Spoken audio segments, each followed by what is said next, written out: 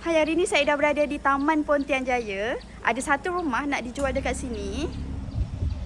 Walking distance je pergi surau belakang ni. Bicara dalam 100-200 meter je. Jom kita tengok rumah dia.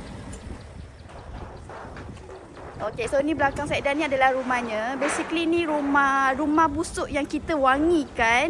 Nak tengok dalam dia? Jom. So, rumah masih dalam renovation. Kita tengok bahagian kapus ni dulu.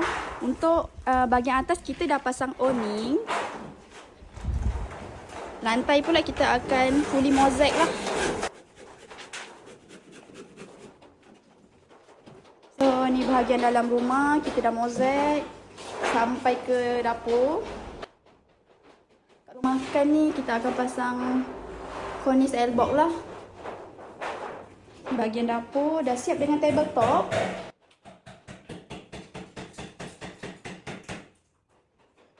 So kat sini sebenarnya original ada satu tandas je, tapi kita tukar. Kita buat satu tandas, satu bilik mandi. Jom kita naik atas pula. Tangga ni kita memang maintain dekat sini, tak ubah banyak, cuma yang lubang-lubang ni kita akan tutup lah. Kat atas ada dua bilik.